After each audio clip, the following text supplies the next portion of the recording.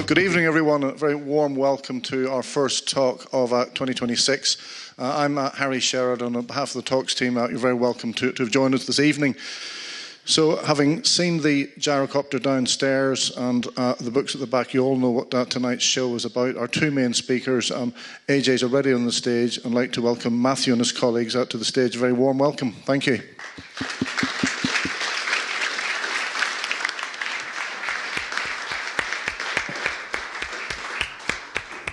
Good evening, everyone. Thanks so much for joining us this evening. It's very exciting to be here at Brooklands to share an insight into our book, Spy Octane, The Vehicles of James Bond, Volume 1. There's a lot more to come yet. AJ and I have had, had a great journey putting this book together. I met some wonderful people, and two of them are with us on the stage tonight. But AJ, I just wondered if you could just start by telling us, this place is steeped in Bond history, isn't it? Well, the whole genesis of Spy Octane sort of began in 2019 at Brooklands. In June 2019, Mr. Matthew Field, my esteemed co-author, award-winning co-author, wrote a book called The Self-Preservation Society, 50 Years of the Italian Job. I believe I'm being told it's for sale back there. And he won the RAC. He went on later that year to win the RAC Royal Automobile Club Award, Motoring Book of the Year Award. And our esteemed publishers, Porter Press International, asked Matthew what he'd like to do next. And Matthew and I had previously written an 800-page biography of the James Bond films called Some Kind of Hero, which a lot of people thought was a quite important text in the world of James Bond. So Matthew said, well, pitched the idea of doing a book on James Bond motor vehicles, and hence Spy Octane many years later.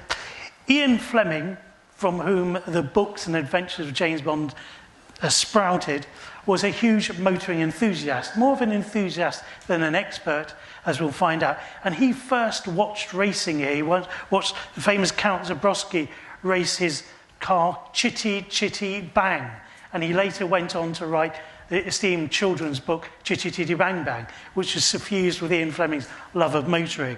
So Brooklands, and here we are now in 2026, rounding off the tale with Spy Octane and our esteemed guests, with hopefully a bunch of you Fleming, Bond and motoring enthusiasts. So we thank Brooklands, and we're honoured to be here.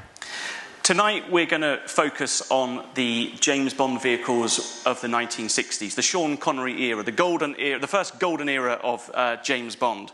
And we could have prepared a talk about every single one of the vehicles in this book. But tonight we're going to shine a light on two, what we think of Sean Connery's hottest co-stars.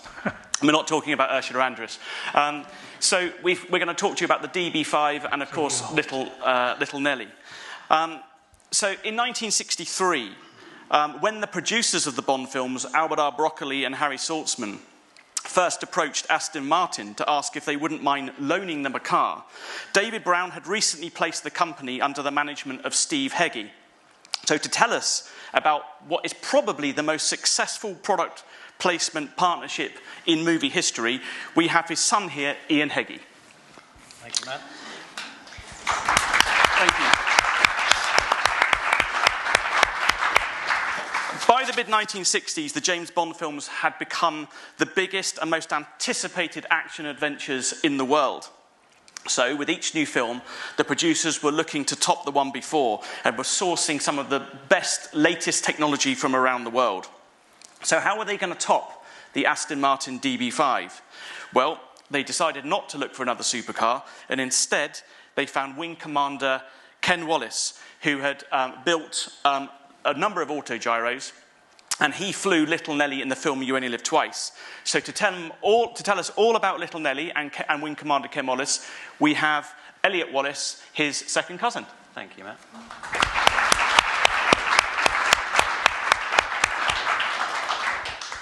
So, Ian, I'd like to start with you. Can you just introduce us to your father, Steve, who we can see on the screen there, and just tell us, how did he arrive at Aston Martin? Because he arrived at quite an important time in the company's history, didn't he?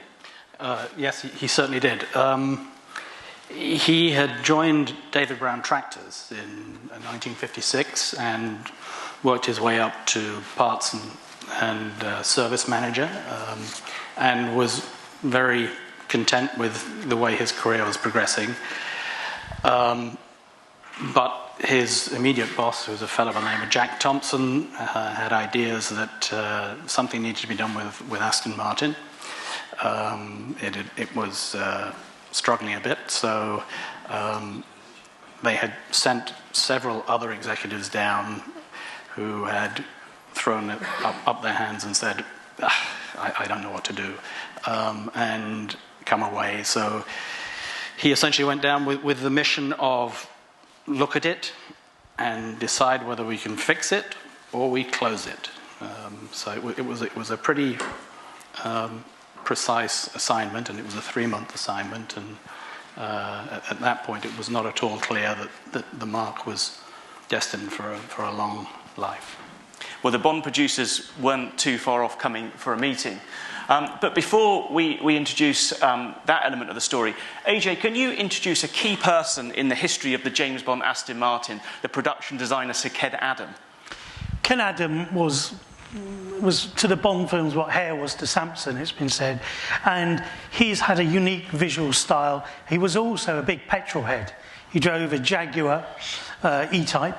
And Cubby Broccoli and both Harry Saltzman are also big petrol heads. Cubby Broccoli drove Ferraris and had a famous Rolls-Royce Cub 1. And they went through the source material. In the Ian Fleming book, James Bond drove from the carpool an Aston Martin DB Mark III. And Ken Adam mused about using an E-Type Jaguar or various other cars, including the Bentley, the car that Bond drove predominantly in the novels. But they eventually got round to Aston Martin, and thanks to Ian's father, Steve, and the pushiness of Harry Saltzman, the most famous car in the world was conceived. So I want to come back to you now, Ian. Tell us about what happened then when they first bounced up to Aston Martin, to your father, to ask them for a car. Well, I think you have to put it in the context of what was going on. The company at this point in time was losing more money annually than its gross sales. So there was huge pressure to turn that around, and the first thing they did, in fact, was close the racing stable, because that was just pouring money out the door, and it was an indulgence for David Brown, and really made no sense for a car producing organization. And then they set about trying to go from 4 cars, which was not break even, to what they theorized was possibly break even. They hoped was 10 cars, and in fact it turned out to be more like 16 cars, which they only latterly made. But anyway, they had no money. They were deeply in debt and under huge pressure to turn things around. And the phone rang, and my father took a call from Harry Saltzman. And Harry said, we've got a great deal for you. If you give us $10,000, we will gladly put your Aston in a film. And I think he'd had some success with the same story with Ford, who you'll see are all over the Goldfinger film. And my father said, well, respectfully, Mr. Saltzman, as much as we love that opportunity, I'm in the business of selling cars. So if you would like an Aston, I'd be happy to sell you one at the list price, which was about £4,000 then. And that didn't sit too well with Harry, who said, well, I know your chairman, and I've spoken to him, and he said you'd lend us a car. And my father said, well, I'll get back to you on that. And he knew that the chairman was in the States. He sent him a cable, because that's what you did back then. There were no emails. Cable went out, and cable returned. No such promise made. Proceed as you see fit. So my father promptly phoned Saltzman back and said, I'm sorry, you can buy a car, or that's it. And that's where it stood then. And didn't he ask him if he'd seen... Well, he did say, have you seen Dr. No? And my father said, no. Have you seen Russia from Love? No. And he sort of, you know, what planet are you from? You know, how can you not have seen these films? So anyway, it wasn't a great start to the relationship. So how did Harry Saltzman manage to convince your father then to lend them a car? How did the story progress from there? Saltzman was very progressive. He was very persuasive, rather. He was a good salesman. He didn't take no for an answer. He insisted on bringing a team up to Newport Pagnell, which is where they had moved to recently then from Feltham, and sat down and went through the whole vision of what the Aston was going to be, and spent a couple of hours convincing my father that, in fact, it wasn't another case of, well, you know, there's a product placement opportunity here in an advert, and you know, for 12 seconds you can just see in the distance there's an Aston over there, but it's actually a proper, you know, opportunity for the Aston to shine. And eventually my father gave in and said, well, we possibly can find you some car somewhere that we can loan you, as long as we get it back in good shape. Well, AJ, I want to bring you back in now. Can you tell us then about how the James Bond creative team designed the car? Because we're looking at the drawings behind us now, some of the early sketches, but they all, as a team, came up with some fascinating ideas about what they wanted to put into this car. Well, I think the director, Guy Hamilton, Ken Adam, the producers and the special effects people, all were very collegiate when they conceived and wrote Bond films. And they had many ideas. I think they were inspired by Ben-Hur with the scythes in the wheel hubs, and the homing device, I believe, was an original concept of Ian Fleming. And they had, of course, the ejector seat, which we believe was given the idea to Guy Hamilton by his son Frankie, and of course nothing like it had been seen in movies before, and the ejector seat became this wonderful addition to movie history. And of course machine guns are also now we take as standard any vehicle, and real life vehicles have these sorts of things, but back in 1964 it was innovative and absolutely spectacular.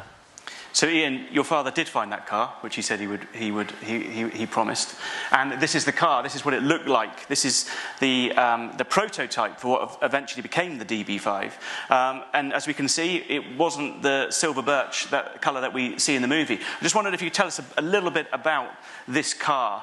You know, a little bit about its history. Well, it was an experimental department car. So within Aston Martin, they had the shop where they tinkered with cars and, you know, redid the suspension or worked out how they could fit a bigger engine in or whatever they might be doing. And so this was one of the cars that they had in the experimental department at the time, and this was just as they were launching the DB5. So the DB5s were really fresh onto the production line. This was actually not a DB5.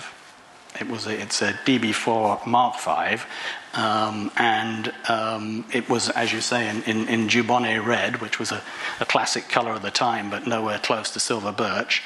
And it was the only thing that was available, so it needed some tweaking, both in terms of gadgetry, obviously, but then in terms of making it look like a proper DB5. And so that was what he was able to release to Eon so that they could begin their work. So when it arrived at Pinewood Studios, it then became the duty of this gentleman, John Steers, who was the special effects supervisor, to convert this car and build all the gadgets in that they dreamed up in the script. It's interesting to note because in one interview he says he'd always dreamed of owning an Aston Martin and never thought he'd ever get near one, but the first thing he did was to drill a hole in the roof for the ejector seat. Now, what's interesting is, of course, and AJ, I'm going to come back to you, is that for any movie, especially a movie of this size, you can't just have one car, can you? So they had to go back to Steve Heggie and ask for a second one. Yes, talk about cap in hand. Most films are, movie magic, and you have one car for the driving scenes, the road car, the scenes shot in Switzerland, and then you had a special effects car where they would sort of break it apart, put in wiring, put all the magic, the machine guns, the hydraulics, all the wiring, all these sort of flares, and later on, and those are shots in close-up, in insert shots, and that was the heavy effects car. So, of course, seamlessly by movie magic, we all think it's one car. And back in the 60s, no one knew anything about how you made movies. So, for the longest time, everyone thought there was one car, but there were, in fact, two cars, the effects car and the road car. And later on, as the Bond films became more popular, when they got to Thunderball, they actually had two promotional cars made after the event, but we'll get to that later. But yes, behind the movie magic, and Spy Octane sort of explains it and breaks it down, that there's a little bit of, sleight of hand going on. When they were shooting the road scenes in Switzerland with Sean Connery, he drove the car, was supposed to drive the car without all the gadgets in, because the gadget car was very heavy and it was really only there to just for the shots with the gadgets in. So the second car went out there, but they had problems with it in the first 2 days of filming. So almost as an emergency, the effects car, which you can see behind me on the screen, was flown out to Switzerland and got there literally 12 hours later, was on the set. And there was one story where Harry Saltzman was absolutely livid, because you can imagine how valuable this car was to the production. And he turned around and it wasn't there. And he said, well, where's the Aston Martin gone? Where's the gadget car? They said, oh, the runner's just popped out to get his lunch in it. So we see here some shots of the car that were taken some years later. Ian, I want to ask you, your father did visit the set, didn't he, at Pinewood Studios, and got to see the car there. What was his reaction when he saw it there at Pinewood? He was absolutely horrified, because the thing was in pieces. They'd taken it all apart. It was a mess of panels and wires and a chassis, and his thought was, goodness gracious, I hope they know what they're doing, because somehow they've got to put that back together again. Otherwise, we haven't got a car. So he was somewhat perturbed. Well, the interesting thing is that once they finished filming, these two cars did belong to Aston Martin. As you said, they were loaned. I mean, the production didn't own them. So they went back. And especially this gadget car, I mean, it was, some might say, well, obviously it was absolutely fascinating to look at because it was James Bond's car. But what did your father decide to do with it? Because, tell us, there was a number of things he could have done with it. Well, yes, I think the first thing that came to his mind was to scrap it. It was in terrible shape. And then he thought, well, probably the next best thing I could do with it is just put it back together again the way it was and make it roadworthy, and give it back to the experimental department. After all, they were a car short. They needed another car for their experimental works. But after some deliberation and I think some chats with Roy Bamford, who was the sales manager, they decided that, there was possibly an opportunity here that they should think about. So maybe they should actually do it up and put some gimmicks on it, but also make it roadworthy. So unlike the car in the film, which was both heavy and really not a roadworthy car, they went about making this version of the car then roadworthy and gimmick packed as well. So it was quite an engineering undertaking. And the publicity tour, which it ended up doing, was absolutely phenomenal, wasn't it? I mean, it literally went round the world. It did, yes. There's a section of the book dedicated to a great character by the name of Mike Ashley, who was just a young lad of 24 or so, who joined Aston's recently, essentially the sales manager said, "Well, I can't go around the world with a car. I've got a wife and kids."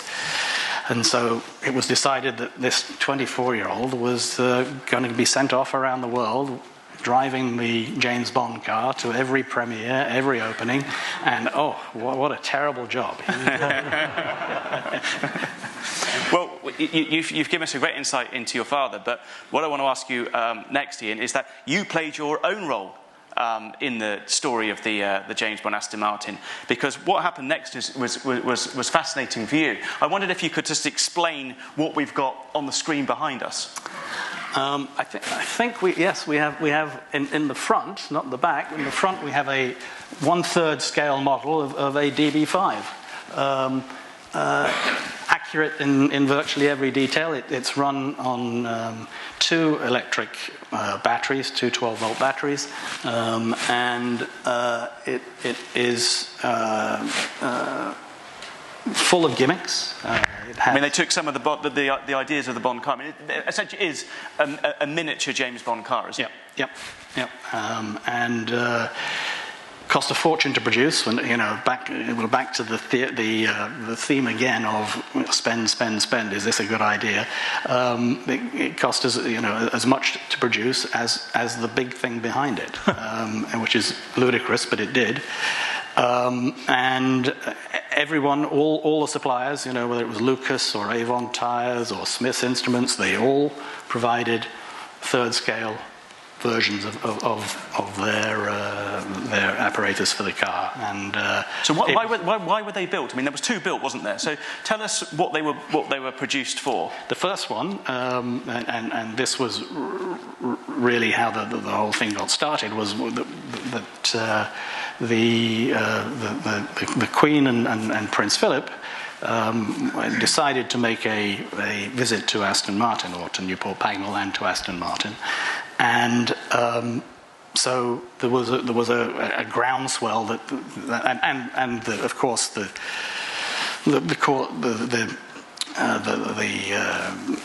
household said we don't want any special fuss or anything, it's just a tour, but everybody was absolutely insistent that they needed to do something, and so they came up with an idea of creating a pedal car for the young prince, who I think goes by the name of Andrew Batten now. Anyway, he was, and the car was, as I say, initially a pedal car, but then it just sort of gained its own life and turned out to be a rather impressive, fully working electric car with machine guns, bulletproof shield, water cannon, smoke screen, you name it, it had it. So it was a lot of fun, and I was the lucky recipient as a 6-year-old to be able to drive it, and indeed to present it to Her Majesty the Queen when she visited the factory in 1966. And there's the photograph. There's you, Ian, in the car, and there's the Queen in the background. So tell us about that day then. I mean, tell us about the scene we've got on the screen there. I mean, you were in the newspapers the next day, weren't you? I was. It was certainly my Andy Warhol moment. It was particularly interesting. Of course, it looks quite calm there, although the smoke screen is going off in the gallery of photographers, much to the amusement of the royal family. That was after I'd squirted them with water. But in fact, it was a surprise for the Queen and Prince Philip, and so I was hidden behind a placard, and so I was, waiting back there as a 6-year-old does, and I, got the car in gear. Forward and back is all it had, and I'm ready to go. And of course, it's all done. It's all been timed to clockwork precision. I'm given the nod, and I fly out round the placard, and only to find that the Queen is rather closer than I expected. So it's a very hard ride, and fortunately I managed not to run over her feet. So that was very good. It must have been heartbreaking for you as a 6-year-old to part with this car. Couldn't they have made one for you as well? Yeah, they in fact, in fairness to the folks that worked on it, they did approach my father and say, it's really hard to see a 6-year-old give away a Christmas and birthday present all rolled into one. Goodness gracious. Can't we make one for him? And it took my father, I think, all of 3 seconds to say, absolutely not. The same price as the big car. It was just, not on at all. But they then did make another one, and that was all about David Brown Corporation, and that went to the Shah of Iran's son. Who's been in the press of late with all the machinations from the US.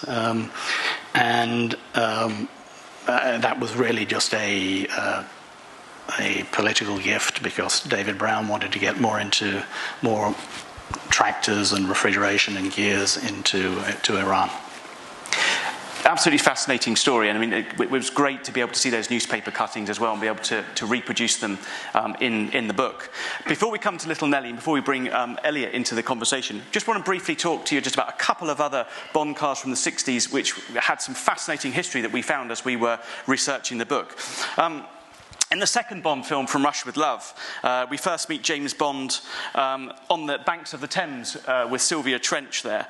But 007 is very quickly called back to London by Miss Moneypenny on his car phone in his green 1938 Bentley 4.25 litre. Now, this is fascinating because this was before Goldfingers. This is before, the Aston Martin story kicked off. But AJ, I just wondered if you could just tell us, Bentley had a long association with Bond, didn't it, before the film series? Exactly. Well, Ian Fleming loved Bentleys, could never afford one, but he gave James Bond a Bentley, and Bond had various Bentleys throughout the books and short stories. He got the marks wrong. They're slightly, as I said, he was more of a car enthusiast than an expert. And Bond in the books has his Bentley. He lives off the King's Road, and he drives the Bentley to his office off the near Regent's Park. He has a mechanic who guards it jealously, and Bond calls it the locomotive. It goes from A to B, and it's Elephant's Breath grey, not British Racing green. And Fleming himself coveted Bentleys and drove them for publicity shots. And But Bond's Bentley didn't have any gadgets. He just drove it. Famously in Moonraker, which is all set in England, he drives it against Drax's Mercedes. And in a symbolic battle of the national heritage vehicles, Drax beats Bond's Bentley, which crashes. And then he gets a new one in Thunderball. And he wins a gambling match against Drax and goes about setting about buying a new Bentley from Jack Barclay's showroom. So Bentley was always the book Bond's car, if you like. And what was interesting about the one you just saw there in the photograph with Sean Connery, as we researched it, we found some fascinating information about that particular car.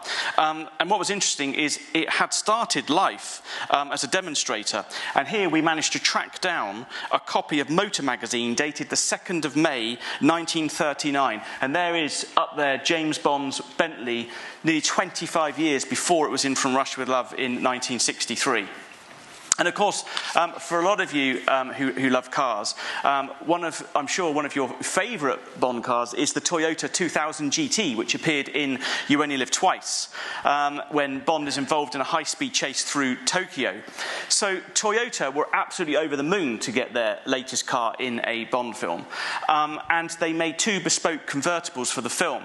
As you know, it wasn't available as a convertible. The story of record before we sort of did the book was that the reason they wanted a convertible was because Sean Connery didn't have enough headroom in a 2000 GT. I just wondered, AJ, if you could tell us the real story as why they used a convertible, why they wanted a convertible for the film.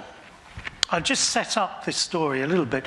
Matthew Field is the world's greatest automobile detective, and many of the stories we tracked down, we were warned off, and he was sort of threatened with drug barons and Middle Eastern sheikhs, but he proceeded. So Spy Octane contains some fascinating one-offs, and the story behind the Toyota GT is one that apparently it's Daniel Craig's favourite Bond car. But yes, Sean Connery's too tall, so they had to do a convertible. Actually, no, the producers had stipulated that They wanted the car to be filled with all sorts of gadgetry. Sony technology was in the car before it became the film studio.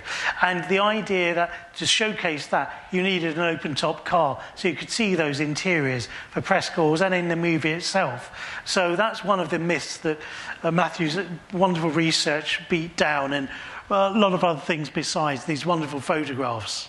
So 2 cars were made for the film, and afterwards they both went on publicity tours around the world, like the DB5 had done for Goldfinger and Thunderball. But what was interesting is they then both mysteriously disappeared. Toyota didn't hold on to them, and no one knew where they were for many years. But what we were able to reveal in the book is, while we knew that one had been found in Hawaii, painted blue in the mid-70s, was brought back to Japan, and they restored it, and it was in the Toyota Museum, or is in the Toyota Museum. But nobody knew what happened to the second car. Until we started researching, we found that it was safe and sound with a collector in Japan who'd only found it as late as 2007, rotting in a shed in a Mitsubishi dealership in Japan, and that's how we found it in 2007. But I'm pleased to tell you that he did a full restoration, and that's the car today. In the next film, on Her Majesty's Secret Service, starring George Lazenby as Bond, he was given the latest Aston Martin, which was the Aston Martin DBS at the time. But his co-star, Diana Rigg, her character was also given a car in the film. And they gave her a Mercury Cougar XR-7 convertible. Now, in the story, Bond makes a daring escape from Blofeld's Swiss mountain retreat on skis, and he's rescued by Tracy in the village below. So when we were researching the book, we found that, that all 3 cars, all 3 Cougars survived the filming and are here to this day, and each of them had a fascinating story. But we want to tell you about one in particular.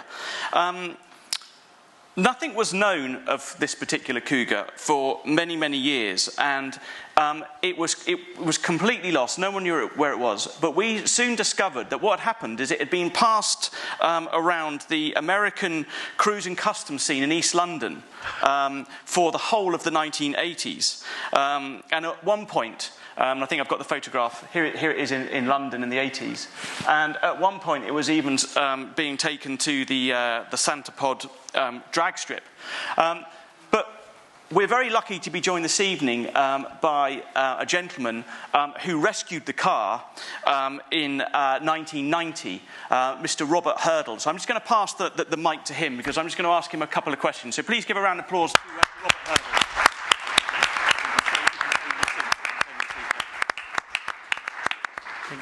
So, first thing I've got to ask you, Robert, is, are you a Bond fan? Were you a Bond fan? Yes. Yes. You were a Bond fan. Yeah. But you weren't in the market for looking for a Bond car, were you? No, I was looking for an engine, really, for a Mustang I had, and. So tell us what happened then. You were looking for a particular engine, and you saw something in the you saw a newspaper listing for the car, didn't you?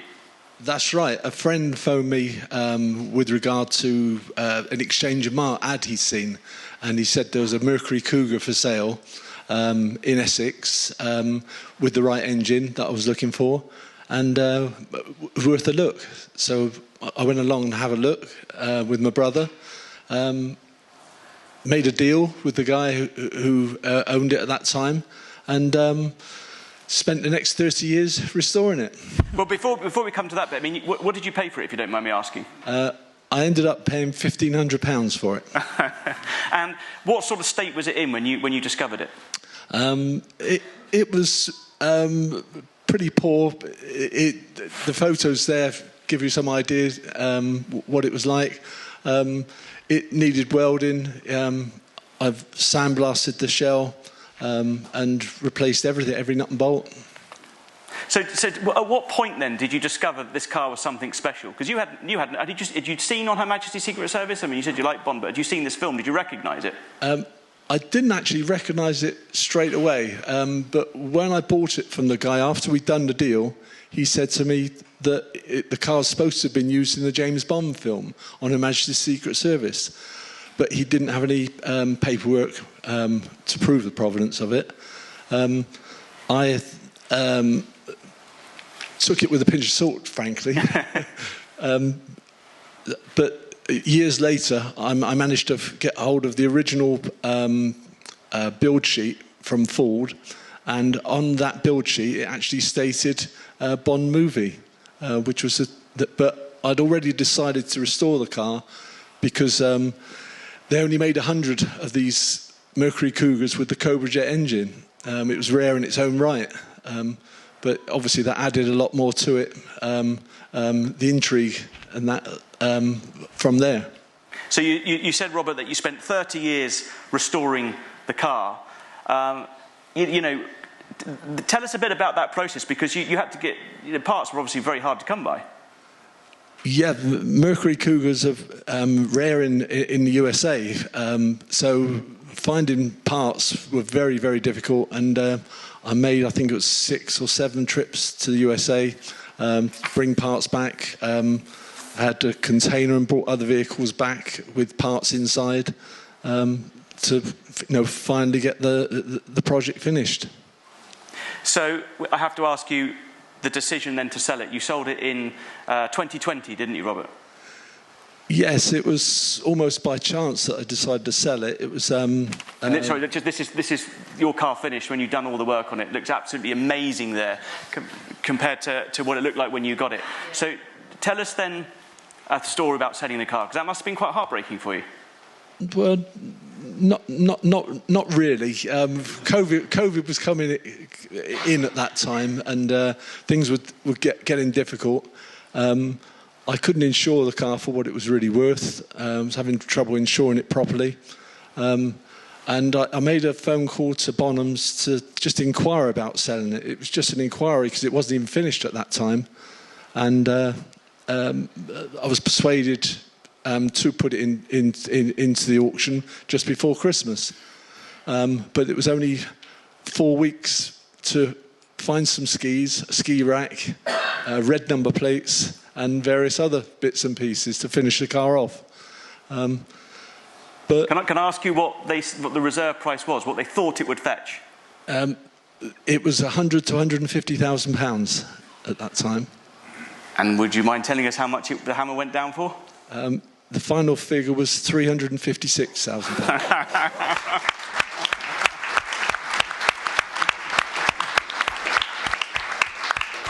Well, thank you so much for sharing that story, Robert. Thank you very much. So now we come to, I think, the star of the evening. I'm sure all of you saw as we came in here tonight. Little Nellie downstairs, the autogyro from You Only Live Twice. So we're really lucky to have you with us here, Elliot, to tell us about your second cousin, Wing Commander Ken Wallis. So Sean Connery once described him as a marvellous man in one of the interviews he did to promote the film, and was absolutely knocked out by watching him fly Little Nellie. I met him once. I mean, he was a great eccentric. I just wondered if you could just introduce us to Ken Wallis. Who was this guy? Ken Wallis, he was an aviator, inventor, and sort of a designer and engineer. Born in 1916 in Ely, went to the local Ely school, went on at 11 to build his first motorcycle, and then he joined the RAF in 1937. Managed to cheat his way into the RAF because he originally went to join the volunteer RAFs, and he was turned away because he had an eye condition in one eye, but during the eye test he managed to turn his head slightly and look past the patch, so he managed to get into the RAF, which is always what he wanted to do, and he wanted to fly in for the Second World War, which was starting and fastly approaching. So he ended up flying Lysander's to start with in the Second World War, and then he went on to fly Wellingtons during the war. He was nicknamed Crasher because he had quite a few accidents, survived them, and he was proud that none of his crew were ever killed in the accidents either. But yeah, later on he served during the war, and then he went on to, for 20 years, he was part of the weapons, the RAF weapons design section after that.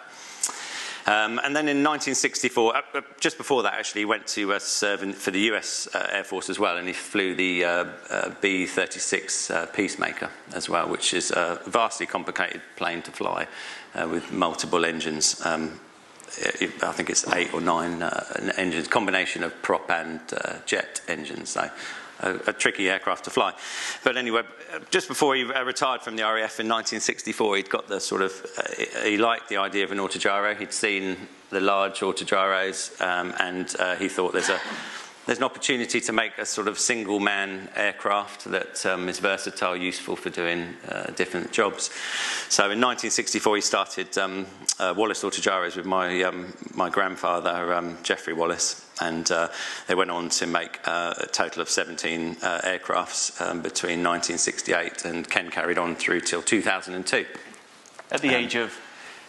When the last aircraft, well, in his 90s, he flew till he was 97. I mean, he flew up until last flight was 12 months. Yeah.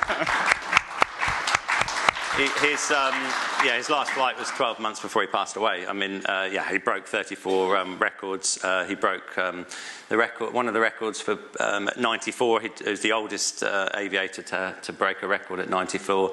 In 1975, he flew the length of Britain from Kent to Wick in Scotland, non-stop, with an extra fuel tank strapped underneath. We've got that aircraft on display at our garage in Barton in Cambridge. It's got an extra tank strapped underneath that he flew. He took his sandwiches in the side pocket and flew all the way up. He said the only reason he didn't carry on is he ran out of land, and otherwise he would have carried on. But yes, and then he was decorated with an MBE for his achievements with autogyros and with the development of them as well. Absolutely incredible man. Now, AJ, I want to bring you back in here. Tell us, how did the Bond producers, Broccoli and Saltzman, find Ken Wallis? How did that whole story begin? Well, going back to Ken Adam was by now the maestro of the Bond films. He created that wonderful ionized volcano, and he's listening to Radio 4, and on a morning show he hears an interview with Ken Wallis, and intrigued, he gets Ken Wallis along to Pinewood Studios, who demonstrates the autogyro for the producers in the Pinewood Studios gardens. And this, just by the way, sorry to interrupt, these are the pictures from that day when he took the autogyro down there to show Broccoli and Saltzman what was possible. Exactly. Now, in the original Ian Fleming novel, there's no autogyros or anything like that. Ionis Vice was the first one, which was largely confected from whole cloth by the screenwriter. The key screenwriter, of course, was Roald Dahl, who, you know, the famous children's author, who, I think in the original draft there were 3 car chases, but they happened upon this sequence here, the autogyro, and of course it was written into the movie, and it was shot in Japan, and Ken Wallis doubled for Sean Connery. So, Elliot, I want to bring you back in now. In terms of making this into a Bond vehicle, okay, it was great as it was, but when they decided that they wanted an autogyro in the movie, tell us about what they did to it, what they added to it. Well, they originally saw the aircraft and they liked the aircraft, but they wanted to add all the, well, you can see on the diagram we've got over there to the right, but there was rockets. I think they had other ideas as well on top of rockets, guns, the mines obviously that dropped off the flamethrowers. They wanted to bolt all these extra parts on there.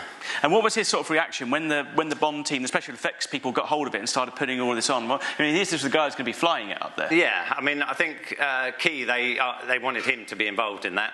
He had concerns about obviously being an aviator and engineer. He didn't want it to affect the balance of the aircraft and the way it flew.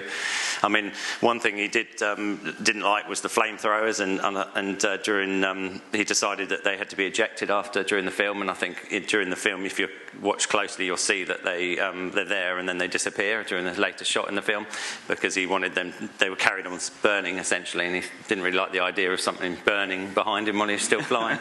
The other thing, talking about him doubling, is Sean Connery wasn't very happy about shaving his moustache off either. I think that was one thing I read that he was very upset about, was losing the moustache. But yeah, he essentially had to help design and engineer the way the aircraft would fly and the way that the gadgets would attach to the aircraft and then work. Being 20 years in RAF weapons department. He had great experience with rockets. He'd been developing rockets and missiles and the way they went through the air and boost and how much they needed. So he worked with the props department and managed to develop those. There was an interesting story, wasn't there, at Pinewood Studios when they were doing some of the tests. I wondered if you could tell us that story. Yeah, they were testing the heat-seeking missiles that they were developing for the Little Nellie to shoot off, and they'd been working on them and designing them and getting the weights right, and they put in enough rocket boosters. But when they fired them off, they went towards the building where they were meant to head off to and just fall and drop down. But as they came close to the building, they decided to do a 180, and the rockets came back round. They started heading straight back towards Ken and the aircraft, and at that point they were getting a little bit concerned. But the worst thing was that, it went past the actual some of the ground crew that were standing by the side, and their comment to Ken was how well they developed these heat-seeking missiles to turn around and come straight back at them. But it wasn't the idea. The idea was for them to fall into the ground. Now, Elliot, I want you to tell us about, you very generously not only just brought Little Nellie here today, because of course in the film, when Q arrives in Japan to give Bond his autogyro, he arrives with 4 suitcases, doesn't he? Yeah, he does, yeah. Yeah, and you've still got them to this day, and they're here on display now. Yes, we have, yeah. I mean, Ken was, when they came up with the idea, Ken wasn't so impressed with it, because he was like, people are going to see straight through the idea that they came out of the cases. But it worked brilliant in the film. And yeah, they're across there on the right-hand side there, in the 4 cases. They're the originals from the film. Now, AJ, can you tell us about the colour scheme, yellow and black? Where did that idea come from? Well, yes, I mean, it was this gnat of an aircraft that was flying in between these 4 big, I think, Alouette helicopters, and I think the idea was meant to be a wasp. It was going to with a sting in its tail, more than so. So hence the wonderful colour scheme. And I think one of the original gadgets was a kind of corkscrew, an aerial corkscrew in the nose cone, but they sort of got rid of that. But yes, it's certainly Sean Connery really enjoyed this look, and it then became a central image in the marketing and poster of the film. Yeah, it became, they used it as the main sort of marketing on all the posters, which was unusual really, because it wasn't always the Bond gadget or the Bond vehicle that became such an iconic thing, and I think that's what led on to Ken ending up promoting the film that way, And we can see him on the screen here. On location, shooting with Little Nellie. I mean, how did he feel about the camera? I mean, like we can see that that cameras were very heavy in those days, going on the back of the autogyro. I mean, the autogyro could carry 3 times its weight, so that was one thing that Ken was pleased about. The weight it could carry. Balance was very important. He was always concerned about how the aircraft would balance in the air, and obviously the takeoff and landing at the crucial points. Landing less of an issue, but takeoff and because again, where he was doing it on location, they didn't have a lot of space to take off. They were taking off on the side of a mountain essentially. As Ian and AJ were talking about earlier on with the DB5, we were discussing that when you make a movie, you need more than one. So for the making of You Only Live Twice, they needed 2 Little Nellies, didn't they? I wondered if you could just tell us about the 2. Yeah, well, we can see the one here. Yeah, the one we got today is the blue screen one, which is the one that Sean Connery used in the film. It never flew in the film. It was only used in the studio, at Pinewood Studios. I mean, that aircraft that you see outside, originally at the time, so Ken had the first one that they built to do the film, and he flew it. The second one he was asked to make at a later stage. It was, in fact, that aircraft he was repairing after my grandfather pranged it. He landed it, and the front wheel went into a rabbit hole, and it flipped the aircraft over. Didn't hurt himself, but damaged the aircraft quite considerably. So Ken took that one and decided to convert that into that. It was flyable. It wasn't flown in the film. They took the blades off for the filming, and it was done with a big fan above it for Sean Connery. But Ken did fly it after the film, but in 1969 he did roll it over and damaged it. It was then parked up for a long period of time until he had to use it for other parts to repair another aircraft in '86, and then another issue we'll talk about, and he had to repair another aircraft, and he used it for parts for that. It then was sat around for a period of time before it was sort of put together, and then Eon Productions wanted it for different events. It was used to promote in Harrods and in London, at for Shell and BP, who sponsored him.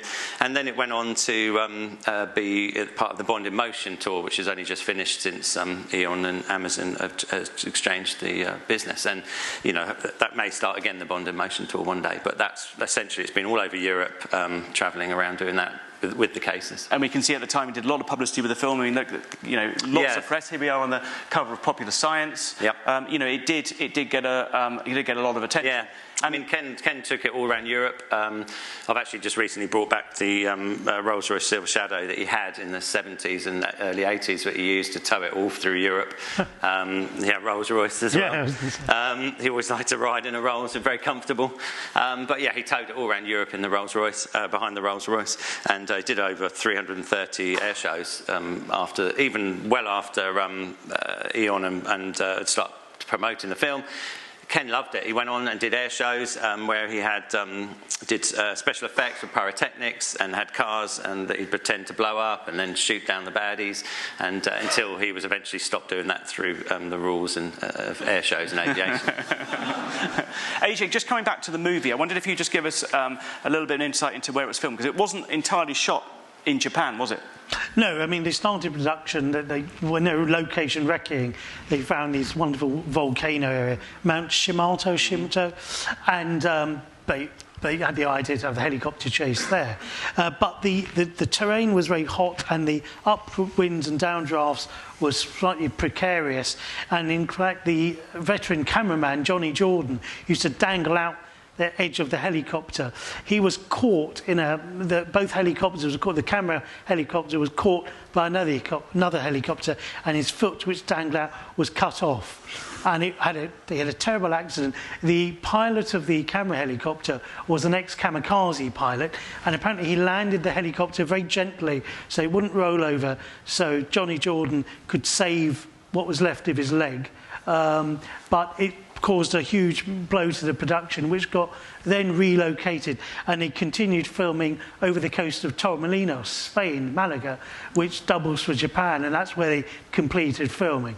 There's a nice end to the story. Johnny Jordan returned on a Majesty Secret Service, capturing great aerial shots with an artificial leg, and in fact he had a wonderful rig that held him sort of beneath helicopters. He was a pioneer in aerial photography, and his testimony to the Bond film, He Only Lives Twice, and Ken Wallis's work is for us here to all enjoy.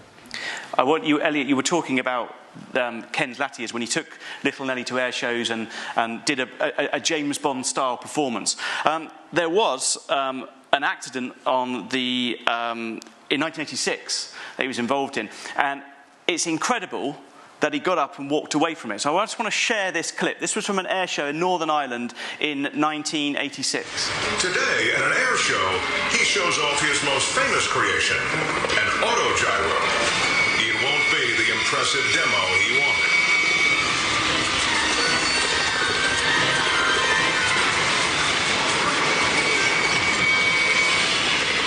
A malfunction sends the craft plunging to Earth. In the open cockpit, Ken's caught in a whirlwind of eviscerating blades. Airshow personnel and emergency crews race toward the scene, fearing they've lost a one-of-a-kind legend. But suddenly they spot him, standing tall among the wreckage. I was completely unhurt. I'd get up the old fool and I'd wave at everybody. I wouldn't think that I was in the air on about 2.5 seconds. And how old was he when he was? 72. But that's where that's when the other parts were used to repair that one. So that one's the one that the other aircraft we still have. So it's back together. So he fully repaired it again. There is an interesting story, Elliot, is when they were making You Only Live Twice with the fuel gauge, wasn't there? I wonder if you could tell us that story. So yeah, when the production crew took the aircraft, Ken was doing other operations. He was trying to get Wallis autogyros up and running. He was working with a company called Beagle, who they were trying to design and go into production. That was one of the things he always regrets, that he never actually got to a production stage for various reasons. But anyway, while he was busy doing that, they were shipping the Little Nellie out to Japan. But before it shipped was the final time it was painted in the colours, because originally it was a military aircraft. It was one of 3 that he'd built for the army to use for reconnaissance and surveillance, which they never did to do for various reasons. But it was one of those aircrafts. Anyway, they sent it away to be painted, and while they were painting it, they, unknown to Ken, they painted over the fuel gauge. And the fuel gauge was on the side of the aircraft running down to the side of the tank. It was like a level gauge, you know. Anyway, so he was flying it, and he arrived in Japan, and he realised that the fuel gauge was painted over, not what I can do. He thought, well, I'll work to a stopwatch. So when he was flying on one of the scenes, he was flying, and I think Johnny Johnson or one of the ground crew radioed in and said, "You're right for fuel, Ken?" And he's like, looked at his stopwatch, said, "Yeah, no problem, 25 minutes, I'm fine." What he didn't realise is his stopwatch had gone round 30 minutes already, so he'd now been flying 55 minutes. Shortly after that, he ran out of fuel. He managed to come down, he saw a roadway down on the side of the mountain, and he managed to land on that in between fast-moving traffic, and he managed to put it down. But, yeah, he had many hairy moments. Tell us about what you're doing to keep this incredible, the memory of this incredible man alive. Well, yeah, I mean, I got involved with Wallis Heritage about 4 years ago. All the aircraft were being looked after at Shuttleworth Air Museum, and they had Little Nellie on display there. And when Ken passed away, he wanted everything, all his assets, all his memorabilia, all the things he'd done. We've got a slot car game that he made before the Scare Electrics. He always said is better than the Scare Electrics because the wheels turned on the front. He made a working gun, which he says is always his proudest moment because it was a working pistol that fit on a 50p piece, an inch wide, and many other things. He was big into photography and engineering.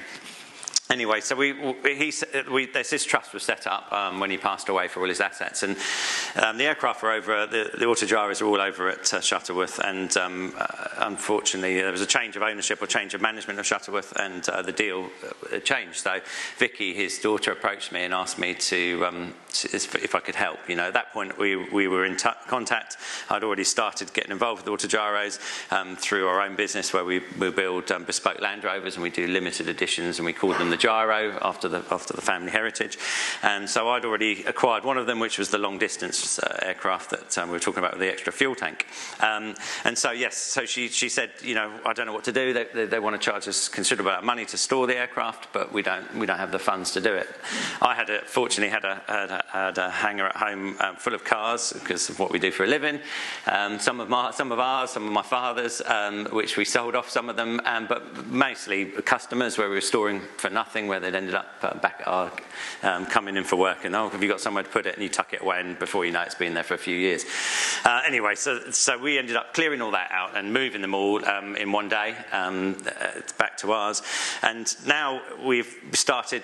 They've been there sitting there for over 10 years. And how many have you got? 18 in total, including the 2 Little Nellies, because it was 17, and then we gained this one back from the blue screen when it came back from the Bond in Motion tour. But we started restoring them. We've got ones with full enclosure, which Ken used to call the Easter egg. We've got the fully open one, which he flew till he was 97. It's got no body on it, so he could easily get his leg over. As you get older, it's harder to get in and out those aircraft. So we're restoring them, essentially making sure that they looked after. But the next stage we want to go to now is starting getting them to air museums. We've got museums that are interested. There's a museum in Suffolk that's got a Ken Wallis Hall, that would like to have some in there, and then there's other helicopter and autogyros, because essentially, the autogyro falls into the sort of helicopter, somewhere in between an aeroplane and a helicopter, but it falls into a sort of helicopter museum thing. So that's what we're trying to do. I, long-term myself, would like to have more of his things on display. I've got a Second World War bomber suit from the war and things like that for my generation I find very interesting. I want to make sure, I've got a little girl who's 13, and I want her and her generation to see as well, not just not all about the Bond. You know, today we're here talking about the Bond, but also the fact he was a decorated Second World War bomber pilot as well. Ian, I want to come back to you to finish. The one question I want to ask you is, your father, Steve Heggie, was responsible for the most famous car in the world. Without him, it wouldn't have happened. We wouldn't have had that gadget-laden car in Goldfinger. One of the interesting things that we discovered in the research of this book was a 20-page letter where he sort of like, in his voice, talked about, his thoughts on it. And this letter was written in the 90s. I just wondered if you could share some of that with us, because it gave us a great insight, didn't it, into what he thought about it. Well, yes, I think it did. And it wasn't. It was certainly not clear cut. I mean, we look back on it now and say, world's first and greatest product placement, and it's easy to reflect in that way now. Coming off the back of the success of the publicity and all the effort that went into pushing the DB5 around the world, and our friend Mike Ashley and his swanning around, it was a great success, and in fact they were able to produce 20 cars a week. They probably could have sold 50 cars a week, but they couldn't do that. What they did do in 1965 was to, for the first time in David Brown's history, turn a profit for Aston Martin. And that was a monumental achievement, and it really meant that the objective that my father had set out, which was to get the company profitable so it could be sold, had been achieved. And they went into 1966 feeling very good about things, feeling like now was the time to really move ahead. They were introducing a new car, the DB6, which was longer, bigger, faster, just faster, and the future looked bright until the Chancellor of the Exchequer stepped in, and midway through 1966 put in new tax rules, foreign exchange controls, and essentially the entire market, automotive market, crashed. And from talk about feast and famine. They couldn't move the cars fast enough in January, February, March of that year. In July of that year, Aston Martins and Newport Pagnell had 150 DB6s lined up, unsold, and they tried to put them through the distributors, but it was really a very difficult time. So, you look back on, well, my father certainly looked back on the time and thought, well, did we do the right thing? Or, who knows? I just quote a little bit from one of the letters that he wrote in the early 90s, and he said at the time, no one, he said, certainly not me, not John Steers, not Harry Saltzman, no one correctly anticipated the public response to the car, which was vast. I happened to be in a position to make the decisions and set the course, and luckily, in retrospect, I called it correctly. If the film had been a flop, I would have been the person to carry the criticism for spending far too much time and money on a publicity stunt when the company was struggling to survive, which it essentially was. I mean, it was a blip. The great sales were a blip. And he said, even at the height of the James Bond car exposure, I was told by our distributors that they were not being helped by the Playboy image. And I have to say, in that respect, it's hard to equate the enormous publicity to the increased sales of Aston Martins, because it just was that momentary point in time. And so in closing, he said, did the James Bond car publicity really help? Who knows?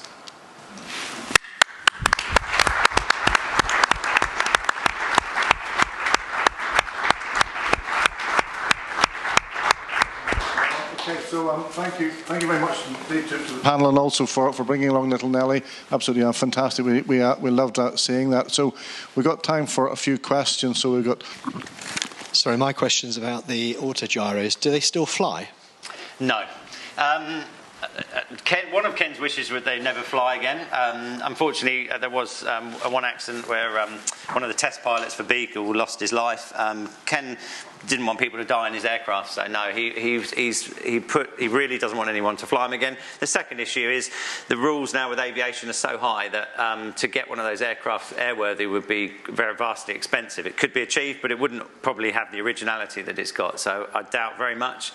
Never say never, but Little Nellies will definitely not fly. They're too fragile and too valuable now, really, as a history. Oh yeah. How much would it cost to buy a Little Nellie, and how fast can that go? How fast? He can do anywhere sort of up to about 110 miles an hour. He's managed to achieve in them as a speed record. But for sale-wise, they're not for sale. I was on the Antiques Roadshow with them at the latter part of last year, and they valued the cases about $250,000. So the aircraft's considerably more. I was at an event, an iconic car auctions event, and I was approached by one of the people there who wanted to buy it. He got all the way to sort of $2.5–3 million, but they're not to be sold. You know, they're not going to be sold. Once you've sold them, I'll never ever get them back. Plus, they're not mine to sell. They're part of a heritage trust, and I'd feel I'd betrayed Ken if I ever did. How much did Little Nellie cost to make? I'm not sure on the quantification of it, but they were selling. The idea when we built them, or when they built them in 1964, they were going to sell for £1,400. Yeah, obviously this is volume 1, so one assumes there's going to be a volume 2. You've picked out the DB5, you've picked out Little Nellie as sort of the best known and the most iconic Bond vehicles. How do you top that in volume 2 or 3 or whatever? Well, you're absolutely right. There's going to be another 2 volumes of Spy Octane. Of course, when Roger Moore took over the role of James Bond in 1973, I mean, in 77, in The Spy Who Loved Me, he drove a Lotus Esprit. So whereas, Spy Octane Volume 1 is a love letter to the DB5, Volume 2 is going to be a love letter to the Esprit, because he drove it in The Spy Who Loved Me and For Your Eyes Only. We've got a great collection of fantastic stories to tell. Everything from Glastron jet boats in Live and Let Die, right through to the Citroën 2CV and For Your Eyes Only. All of them have amazing stories behind them, so we can't wait to get started on that. Well, we have started on it. Philip, we've definitely started. Our publishers at the back sort of just stopwatch. I suppose as well, I mean, it depends which generation you are. Sure. Thunderball, well, yeah, and I think we find that, when we do shows like this, as we speak to, everyone's in this country is a Bond fan. It's our franchise. I mean, all those other franchises out there, Marvel, Batman, they're all Hollywood, they're all America. But we own James Bond. James Bond is our franchise. So everybody is. Every generation has a Bond film. AJ's is The Spy Who Loved Me. Mine is GoldenEye with Pierce Brosnan. And people say, you can't say Pierce Brosnan's the best Bond. Well, that was my era of Bond. And, another generation will tell you Daniel Craig is the best Bond. So I think, as we go through and tell this story, this is a 60-year automotive and vehicle story that's about that tells an industry story as well as the James Bond story. And, where's Bond going to go next? I mean, that's volume 4. So I think what Matthew's trying to say is there is an audience out there for the BMW Z3. Might not be here. Thank you for the question. In your investigations, Matthew, as the franchise has got more popular, did you find that there were vehicles that were being touted as being Bond cars that really had no provenance whatsoever? Well, what's interesting is very good question. I mean, the DB5 is a good example of that, because, you see, they were changing hands, these cars. There was 4 of them in the end. There was the gadget car, there was the road car, and then there was 2 they built 2 more for publicity. So there was 4 going around the world publicising Thunderball in 1965-66. But at the end of the 60s, when Aston Martin had sort of finished with those cars, they sold them. to customers. I mean, people bought them, and they went off in all different directions. They all actually ended up in America. But you'd see from all the press cuttings that we were gathering as we were researching the book, you'd find a press cutting from 1984 when someone was selling one of the 4 cars, say, this is the actual car that's been in the film. And even the auction catalogue listed it as this is the car that featured in Goldfinger. But it was just one of the replicas that had gone on a world tour. But because back then, people didn't have the internet for research, the world, felt much bigger. I mean, people didn't know where the other 3 cars were. You had one in a museum in Tennessee, one belonged to a jeweler in Utah, one was in a restaurant, encased in a glass restaurant in Canada. But they were all telling you, this is the car from the film. So I think later, as we get into the 70s and the 80s, that didn't happen so much. But yeah, you're right. Especially that car, because it was, it got that to the most famous car in the world. It was iconic. People genuinely were buying the car at auction thinking they were buying the real one, and it wasn't. I think there were much more innocent times then. Provenance, even until recently, is quite hard to track down. People just believed what they were told, and no one really checked them. It's, in fact, Spy Octane has a lot of brand new detective work. There's uncovered myths that took to 2024 to do, and it wasn't. People aren't sort of malicious or disingenuous about it. They genuinely believe what they're told, and even the experts, even auction houses, get it wrong. So it takes a couple of crazy people, one crazy person like Matthew and another crazy person like me to back him up. But yeah, so it's still uncharted territory in many areas, and which we're discovering. Absolutely. And then we've got a question in the middle there.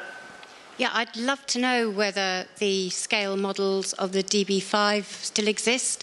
Did you find out, or maybe Ian knows the answer to that? Question for you, Ian. What happened to those cars? Well, I don't know what happened to the one that went to Iran. It's probably in Switzerland somewhere, or perhaps in Maryland. No idea. But the one that went to Andrew Mountbatten is housed in Windsor still. And it has been exhibited a couple of times, actually. Thanks, guys, for a really great evening. You've concentrated obviously on vehicles, but another feature of Bond was the gadgets, the watches, the pens, things like that. Are you going to tell the story?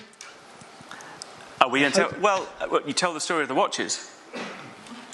Not in the book on vehicles, but we've told it in other books, and there's lots of other works out there. There's a lot of books out there covering those things. It's probably not Matthew and I's speciality. I think James Bond's such a vast subject. I mean, in terms of what you could specialise in, you can do, a book on, the James Bond women. You could do a book on the art of James Bond. The fashion of James Bond. And I think, my particular passion has been the cars, and so we felt that it had never been done in great detail. There has been books before on James Bond cars, but nothing to this crazy detail. And we felt that we needed 3 books to tell the story. So, I'd love to see a book on the Bond watches, but we'll leave that to someone else. We have just written this year a book on James Bond locations called Darker Than the Sun, an atlas of Bond movie locations. So we do sort of vary our field. But yes, volume 2 is the focus. In focus. Thank you. You mentioned about the cars being, I think you said about being appropriate to the age group, your age group, like in the 3. Does that mean in 5 years' time, the next Bond car will be a Chinese? Well, I guess that depends what Amazon decide to do with it. It'd be interesting to see what they choose, whether they stay with Aston Martin, which we all think that Bond and Aston Martin go hand in hand. You can't, they're so perfectly matched. But there was many years when Bond didn't drive an Aston, as we said, he drove the Lotus Esprit and later BMW. But it'd be very interesting to see in this new era of Bond, this next Bond number 26. Which is in development right now with MGM Amazon Studios. It'll be very interesting to see what they put Bond behind the wheel of. I mean, that's something we were very excited to see. There's an old Chinese proverb, mind is like parachute, function best when open. So let's see what Amazon and David Heyman and Amy Pascal, the producers, come up with.